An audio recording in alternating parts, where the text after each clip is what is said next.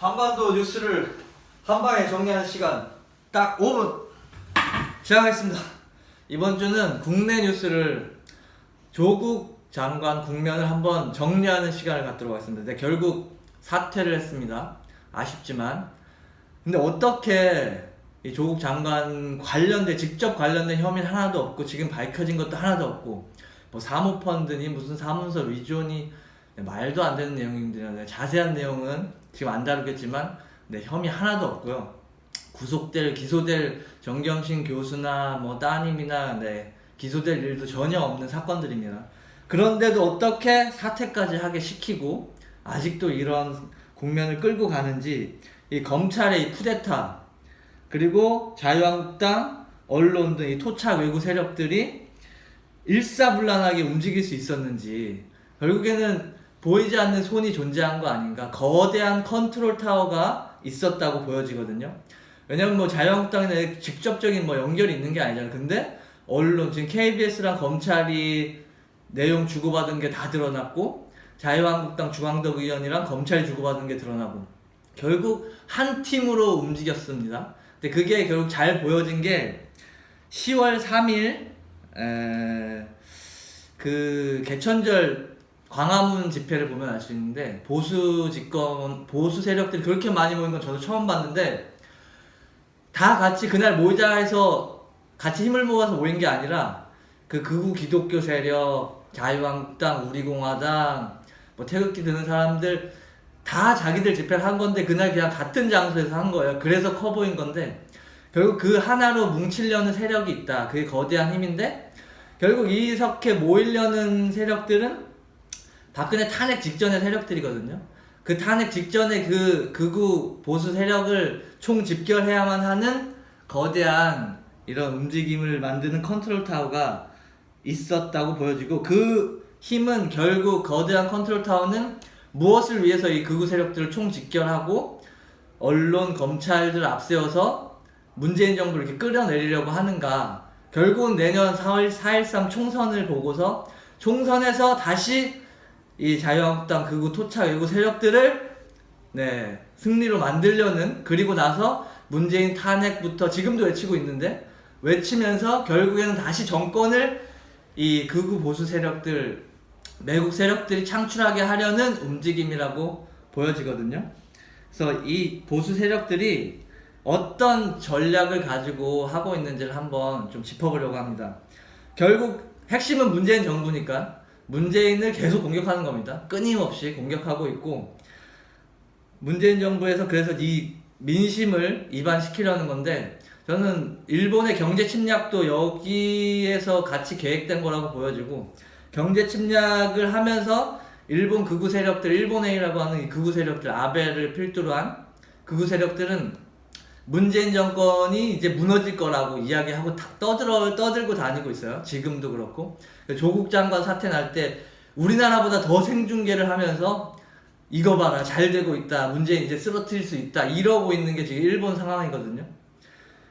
이렇게 큰 컨트롤 타워가 미국, 일본의 이 보수 세력과 우리나라의 이런 매국 세력들이 같이 문재인을 공격하고 있다. 그러면서 단순히 총선에서 승리뿐만 아니라 차기 집권을 위해서는 차기 대선 주자들을 하나씩 또 제거해야 되는 거라서 이재명, 김경수, 이번에 조국 장관까지도 계속 하나하나씩 별 혐의 없는 것들 다 털어서 제거하는 과정이 지금 들어가 있다. 이제 크게 보자는 거거든요. 지금 단순히 조국 찬반, 검찰개혁 찬반이 아니라 공수처 찬반이 아니라 큰 그림을 보고 우리가 싸움을 준비해야 된다. 그리고 이 보수 적폐 세력들의 재집권 전략 중에 하나가 또 결국에는 박근혜 탄핵되면서 서로 우리공화당 태극기 부대 남고 자유한국당 남고 바른미래당 탄핵을 지지한다 하면서 떨어져 나가면서 다 분열이 됐거든요. 4분오열된 자기들이 극우 세력들을 어떻게든 하나로 뭉쳐내야 되는 겁니다.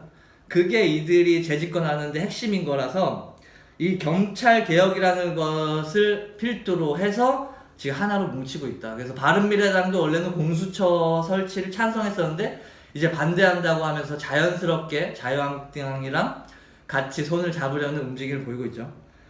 그리고 결국 이 토착 외구 뭡니까? 일본의 이 지지를 받으면서 지금까지 살아온 세력들, 미국의 성적이 흔들면서 미국의 힘을 빌붙어서 북한이라는 이런 반공 이데올로기를 가지고 살아남았던 이 매국 세력 친일파의 후손들이고 친일파들입니다. 명백하게.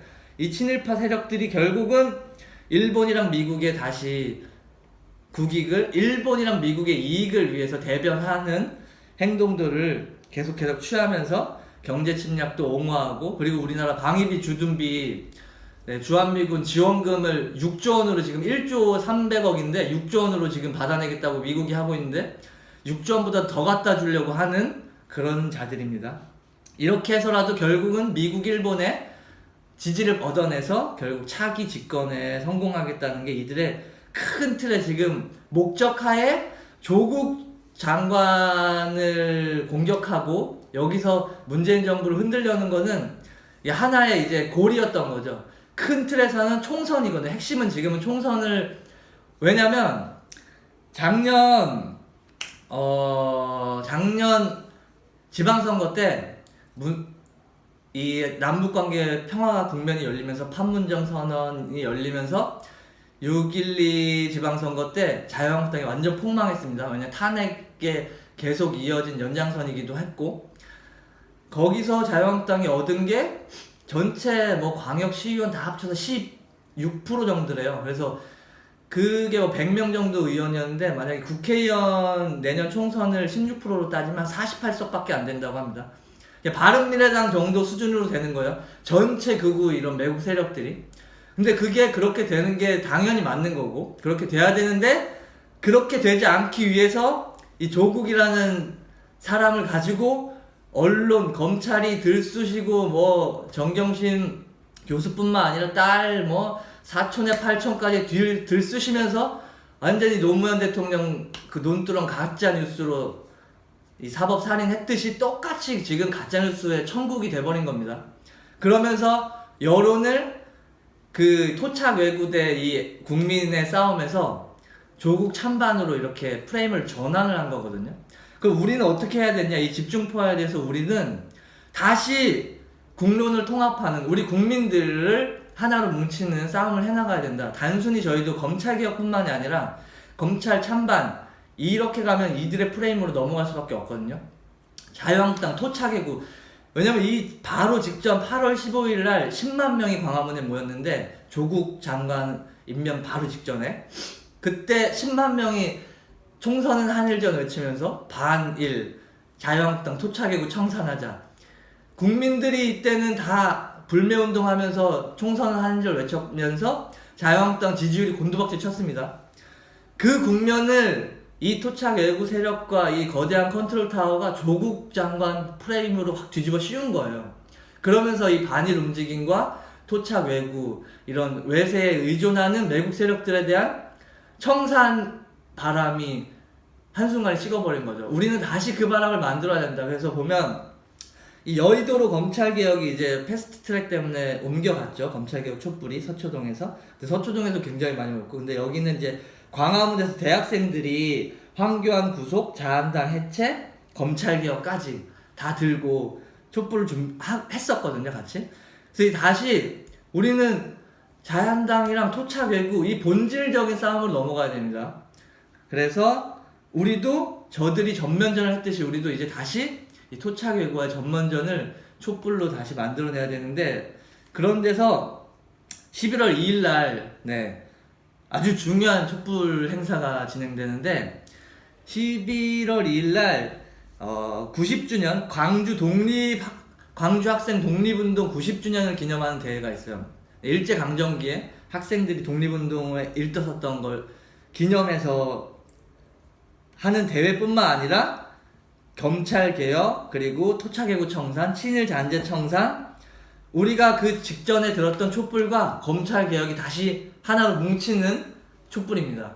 우리가 박근혜는 탄핵시켰지만 탄핵과 함께 외쳤던 적폐청산, 사회 대개혁을 못해서 다시 자유한국당이랑 이런 토착외구, 검찰개혁이 적폐청산의 핵심이거든요. 그래서 지금 이 검찰을 어떻게든 수호하려고 이 적폐들이 하나로 뭉쳐서 일어난 건데, 우리도 전체 국민이 하나로 뭉쳐서 적폐를 청산하지 않으면 결국 이렇게 또 분열을 시킬 수밖에 없는데 당할 수밖에 없거든요. 다시 뭉쳐야 된다. 박근혜 탄핵을 넘어서 적폐 청산과 사회적 개혁을 위한 촛불로 다시 광화문 대첩을 해보자는 겁니다. 그래서 저희가 막 카드 섹션도, 청년당에서는 카드 섹션도 준비하고 있는데, 천인 카드 섹션, 윤석열 사태, 토착예고 박멸. 그래서 11월 2일 날은 광화문으로 우리가 다시 우리 국민들의 촛불이었던 광화문 광장을 이 태극기 부대, 이 토착 외구 세력들을 몰아내고 국민들이 되찾는 날이 11월 2일이 될 수 있도록 모든 것은 총선 승리를 위해서 싸워야 합니다. 검찰개혁 촛불도, 자유한국당 해체 촛불도, 노동자 촛불도, 한반도 평화 촛불도, 모든 것이 내년 4월 13일 총선에서 자유한국당을 완전히 소수정당 수준으로 완전히 박멸하는데, 그래야만 자유한국당이 그렇게 소수정당으로 소멸해 버려야지 우리가 하고자 하는 검찰개혁, 그리고 사회 대개혁, 각종 법안들, 개혁 법안들, 우리 노동자, 농민, 청년, 학생들을 위한 모든 법안들, 유치원 3법도 자유한국당 때문에 못하죠. 판문점 선언도 자유한국당 때문에 못하죠. 남북관계도 안 되죠. 노동자 관련된 법들도 다 안 되고 있거든요. 결국 우리는 내년 총선을 위해서 모두가 하나로 뭉쳐야 된다. 11월 2일 날 광화문에서 뵙겠습니다. 와.